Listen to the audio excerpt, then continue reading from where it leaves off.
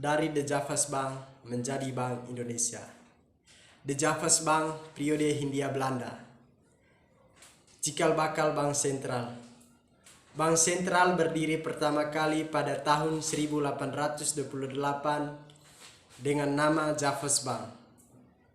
Jauh sebelum Bank Sentral ada, pada masa kekuasaan Hindia Belanda, melalui VOC sudah ada sebuah bank, yaitu Batavias Bank van Lening.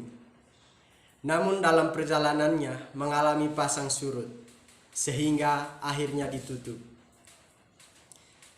Bank sentral pertama di Hindia Belanda pasca bubarnya VOC pada awal 1800. Pemerintah Belanda mengalami kesulitan mengatur keuangan, sehingga berdampak susahnya mengatur berbagai kebijakan moneter dan kebijakan fiskal. Maka diperlukanlah sebuah bank sirkulasi. Gagasan pendirian bank sirkulasi dimulai pada tahun 1816 di Belanda. Ide itu terus mengalami hambatan sampai kemudian pada tahun 1825 Raja William turun tangan. Melalui surat keputusan Komisaris Jenderal nomor 28 tahun 1827 ditetapkannya otori khusus dan lahirnya The Javas Bank. Dan berlaku resmi pada Januari 1828. Pemimpin pertama The Javas Bank adalah Mr. Sidehan sebagai gubernur dan C.G. Sumerder sebagai sekretaris. The Javas Bank kemudian membuka cabang di berbagai daerah, yaitu Semarang, Surabaya, Padang, Makassar, Cirebon, Solo, dan Pasuruan. Tugas dan fungsi The Javas Bank. Tugas yang pertama, mengeluarkan uang kertas. Yang kedua, memperdagangkan logam mulia dan alat-alat pembayaran luar negeri. Yang ketiga, memberikan kredit kepada pengusaha dan perseorangan. Yang keempat, memberikan uang muka kepada perusahaan-perusahaan dengan jaminan surat-surat berharga. Yang kelima, bertindak sebagai kasir pemerintahan. Yang keenam, menyelenggarakan clearing antara bank.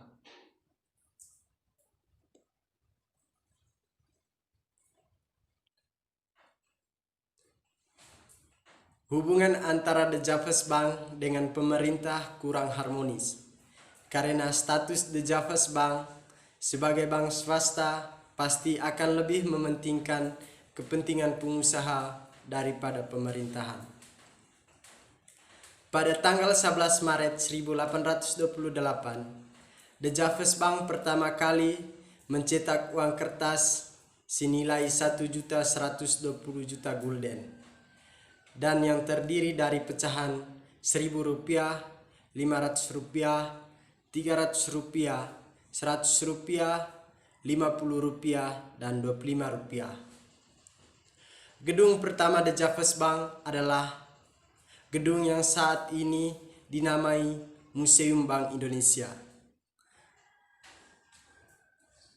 The Javas Bank juga pernah dirampok. Adapun perampok itu dilakukan oleh Gentis bersaudara, namun gagal. Clearing pertama yang dilakukan oleh The Javas Bank pada tanggal 15 Februari 1909.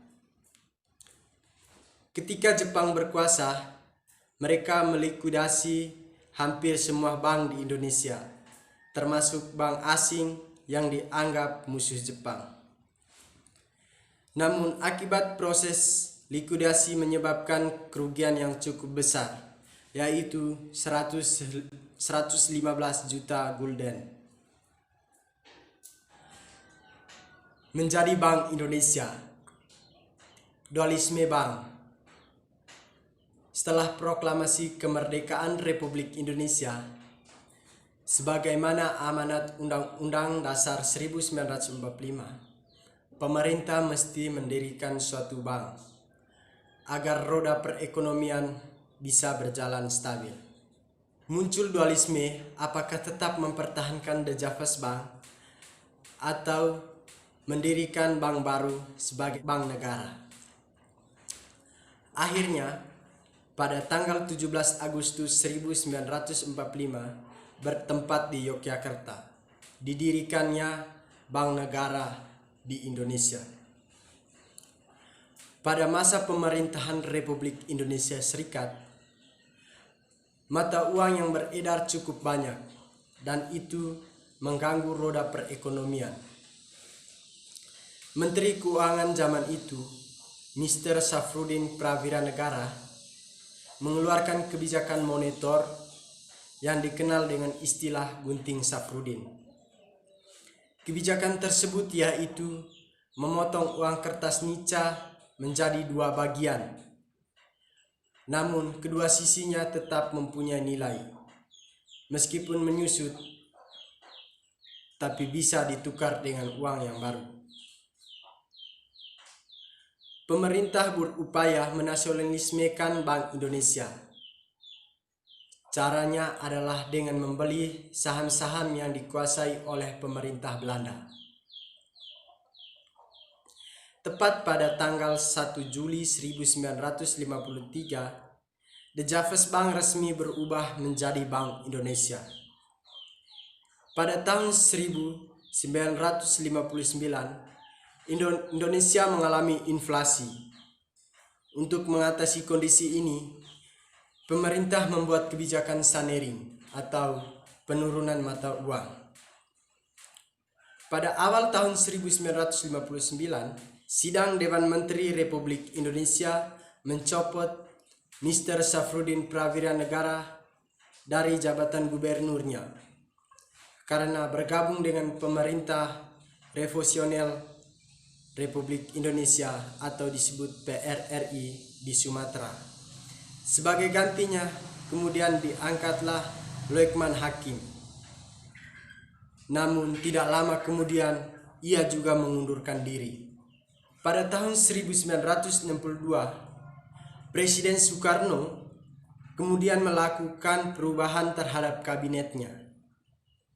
Kedudukan Gubernur Bank Indonesia menjadi setara menteri.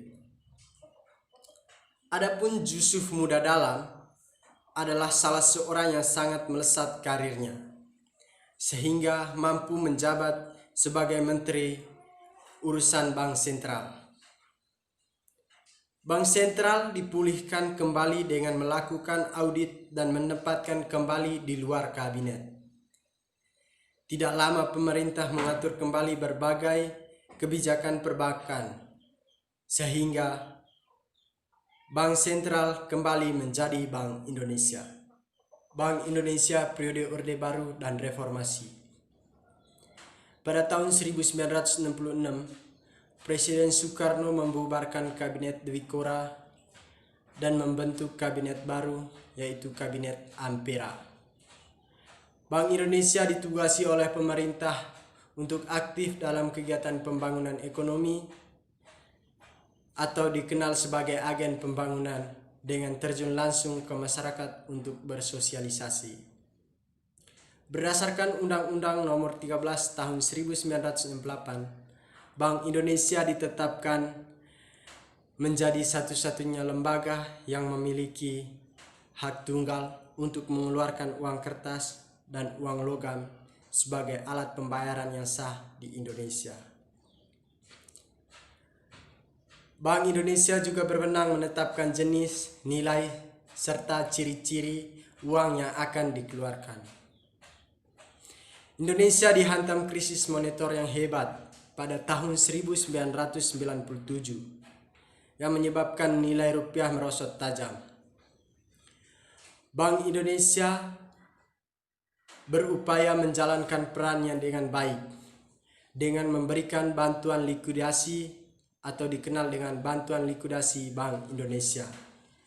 Namun upaya tersebut tidak cukup, sehingga Bank Indonesia meminta bantuan Dana Moneter Internasional. Korban dari kebijakan ini adalah ditutupnya 16 bank swasta. Kemeliut bantuan likuidasi Bank Indonesia berbuntut panjang, bahkan isunya kadang masih diperbincangkan sampai saat ini. Sejak lahirnya, Bank Indonesia hingga saat ini tercatat telah memiliki 14 gubernur. Mulai dari yang pertama, Safrudin Prawira Negara, sampai yang terakhir, Darmin Nasution. Mereka diangkat berdasarkan undang-undang. Dari sejak berdiri hingga saat ini, Bank Indonesia terus mendorong ekonomi masyarakat dengan memberikan kredit-kredit kecil sampai kredit-kredit besar. Pada edisi kedua pemerintahan Susilo Bambang Yudhoyono, pemerintah mendirikan lembaga yaitu Otoritas Jasa Keuangan atau OJK. OJK bertugas mengawasi kegiatan sektor jasa keuangan. Pada bagian akhir, tentang berbagai peran dalam pengedaran uang rupiah melalui Undang-Undang Mata Uang 2011, Bank Indonesia berbagai peran dalam mengedarkan uang rupiah bersama Kementerian Keuangan.